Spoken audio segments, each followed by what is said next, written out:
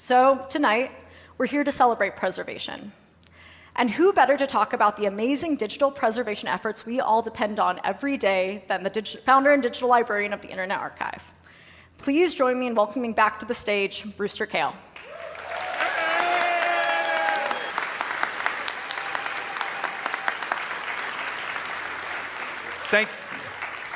Thank you ever so much. And yes, we're going to be there for you. We're going to make it so that actually your past, your culture is just not wiped away or just dropped on the ground by corporations. We're a library, and we do what libraries do. And we're going to talk about preservation tonight and where it's going. But first, I think I should say a little bit about kind of what the last couple weeks has been about. Next. That. So a couple weeks ago, we got hit with a cyber attack. And we took the site offline to basically try to figure out, oops, what happened? How hard hit are we? What's actually going on? And it's just a really sad day to have to go to your website and see this. We got the Wayback Machine up quite quickly, but we had to go and look around and try to figure out, do the forensics, the repairs, to go and come back. And basically, there are some services that are coming back, and I'm really happy to say that that is what our website looks like now. Let's hope that it stays that way for a long, long time. But I'd say we're still bringing parts of the service back up as we can do it safely. And it's been an amazingly difficult period for a lot of people on staff here. It's been really heartening, though, to see the supporters really come behind trying to get the Internet Archive back up and running, and the tolerance you've had for not actually having access to all your Ruffle games. So thank you very much. So now let's go on and...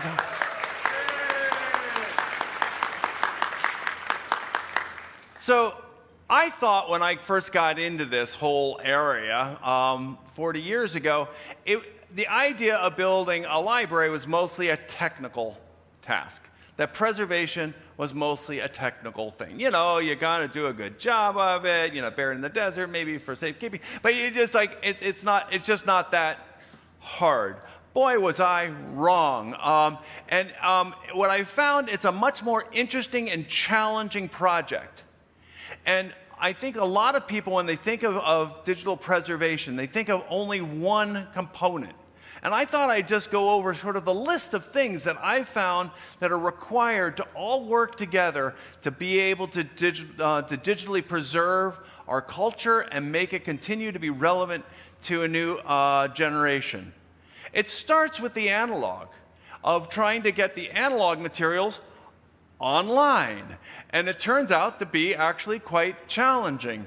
A lot of it is because of all of the relationships that it takes to work with those that have been custodians of the analog world and trying to get access to these. The rights issues are always thorny. The technical issues are always changing, but trying to get the analog materials to be preserved is also really hard.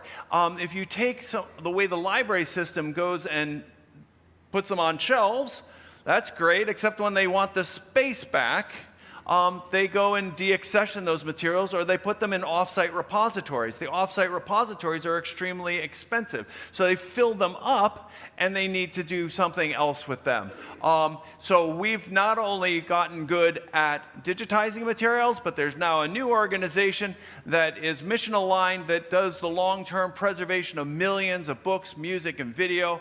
And so at scale, probably 1 to 2 shipping containers a week come in to be long-term preserved and prepared for digitization, and then after digitization, long-term storage again. So hooray!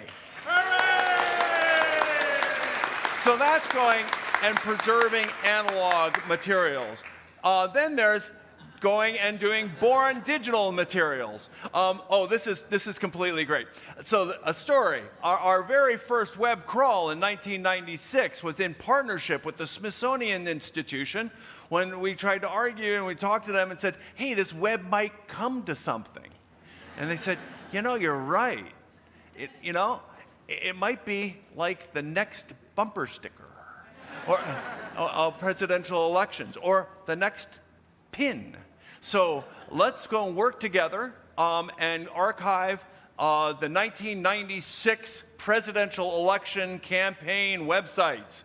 And it was Dole and Kemp was running, or Ross Perot and Clinton. And we did this archive and they put it on a computer next to the first bumper sticker they had.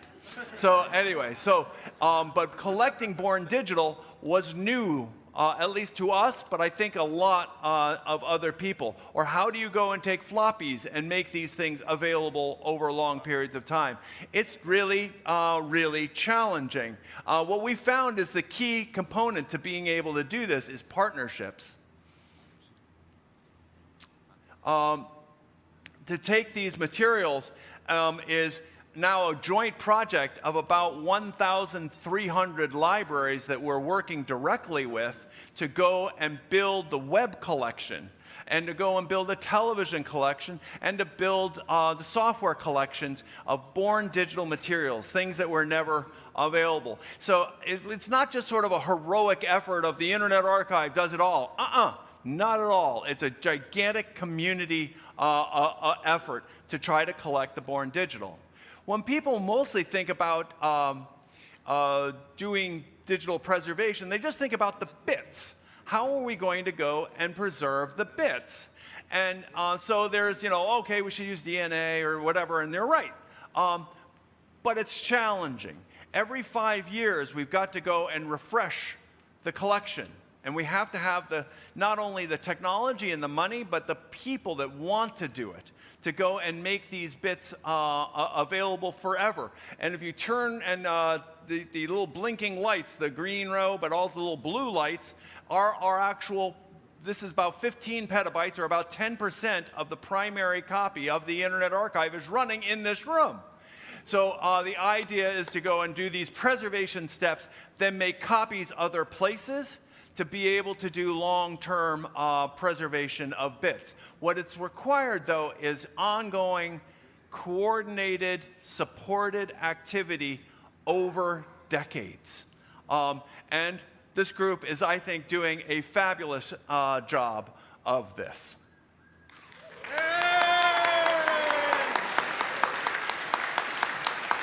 But wait. If you just collect the bits, they're kind of sterile and sort of like, okay, so you can point to the hard drives and it's great. But then there's going and making it so it's in links, and the context and the collections are whole and complete, so you know what you're looking at. If you talk to librarians and you just say, how many books do you have? They don't think that way in general. We think in terms of collections, and are they complete and able to roll together. So we've been working, for instance, with Wikipedia to go and fix broken links in the Wikipedia, and we've fixed over 20 million broken links in Wikipedia. And we're going to stay at it and at it and at it. So the idea is to go and weave things back into the web. If there was something we really learned from this cyber attack that knocked us offline, is people really need this. So sorry for letting them down, but it's nice that they actually realize it now. So we're moving along. And another is to weave not only web pages back into the show, but also books. So, for instance, to go and take Wikipedia articles that might link to pictures of books, can we go and weave this all back together again to make a digital whole together? So the idea of not just having the bits, but to have the whole context as well. Another step that we're making is to go and put context banners, to go and have it so that people start to know what it is they're looking at. So there are many fact-checking organizations, but who goes to fact-checking sites to go and look at things? So we're weaving them actually into the Wayback Machine in these interesting ways to go and have these pages that are declared as true, and then make it so that it's easy to go and find, nope, not so much. Or here's the counter issues that are around this. So what libraries do is they try to go and reproduce materials as is, but then also provide context so we kind of know what we're looking at over time.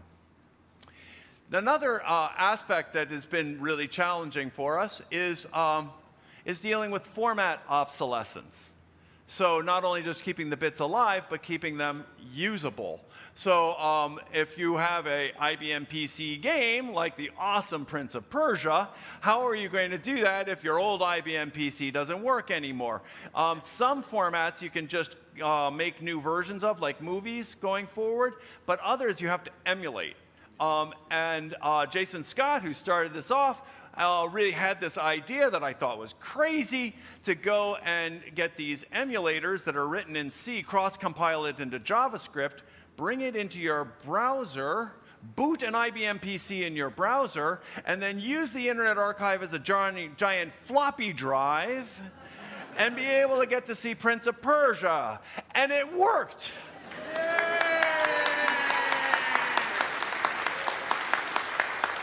So going and having these formats sort of keep coming back around.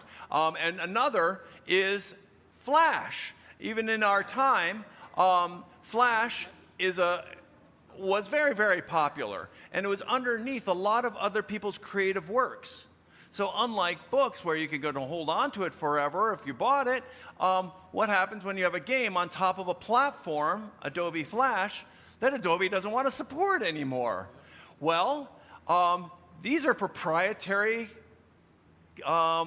software packages. And there was a group named Ruffle that started to make an emulator for these old Adobe Flash games and spinning things and all of the things that we grew up with. And to their credit, Adobe said, go for it. Absolutely, we will support the idea of emulators of our intellectual property going forward. I'd like to see more really good behavior on part of large corporations, and let's just celebrate Adobe.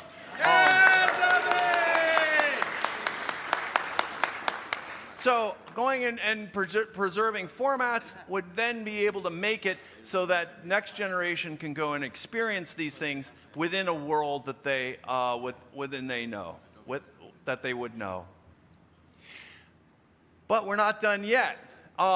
There is also going and trying to preserve the actual institutions themselves. So we ran for 28 years, and then in the beginning of the pandemic, 4 of the world's largest book publishers decided it was time to sue us because we were making a single copy of some books that were older books available to people from our library. So this was a really difficult wake-up call and really put in question what's going to happen to libraries and what's going to happen to us. And so this attack came in. It's still ongoing, going through the courts. But even as that one just got to the first level, then we started to see other problems. So this one. So we've been digitizing 78 RPM records after having socialized it by going to the conferences and getting generally supportive support from the music industry of, yes, let's get 78s of these 100-year-old formats, obsolete format, up online. And instead of thinking of, okay, well, take down these particular ones, and we would have, they slammed us with a lawsuit for hundreds of millions of dollars. Boom. So either they're trying to make a heck of a lot of money off of us, which they seem to be, or they want us dead, which They seem to be. So we're having levels of attacks on the Internet Archive over the last years from these major corporations. And then we get to get hit with a cyber attack a couple of weeks ago. And the Washington Post wrote it up. And I say they're right, that we are under siege, that libraries are under attack. But we're not the only ones. So it turns out that the Seattle Public Library also has been hit by cyber attack 4 months ago. They're mostly back up. Calgary Public Library got hit 2 weeks ago, and their computer systems are still knocked offline. Toronto Public Library system got hit about 6 months ago, and they're mostly back up. The British Library got hit a year ago, and they have most of their services back up now a whole year on. So libraries are under attack. We've heard about the book bannings, the defundings. Now we're getting publishers going and not selling ebooks or music to libraries, even though they want to support their local communities of authors.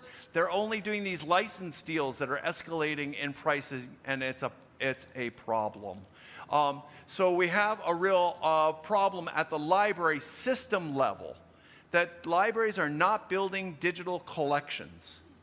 You're not allowed to buy ebooks. So this is a basic problem for the infrastructure of our library system. So what should we do about this? We need to go and assert the rights of digital libraries to do our work. That we basically take these bad news situations and we go and resecure our support within the legislature and the judiciary, not just in the United States, but around the world. That we fight for digital rights for libraries. Can you say that? Digital rights for libraries. And I think it only comes down to 4 points.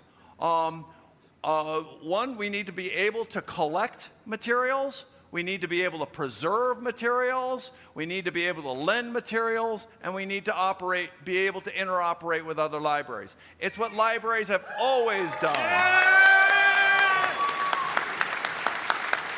If we get this to happen, then all the rest follows. So, if you're trying to think of what can you do, it seems kind of daunting that there's all these things to try to get done.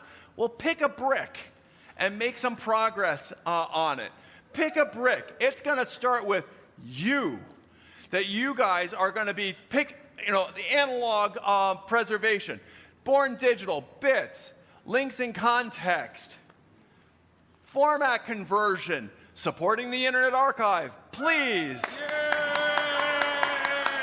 support your library system, and let's go and get the law and policies we need to have a library system that is struggling to evolve into the digital era based on all of this pushback. We need you to be invigorated to be able to make this whole stack of preservation work so that we can deliver a library system that is as great as what, frankly, I got to grow up with for this next generation.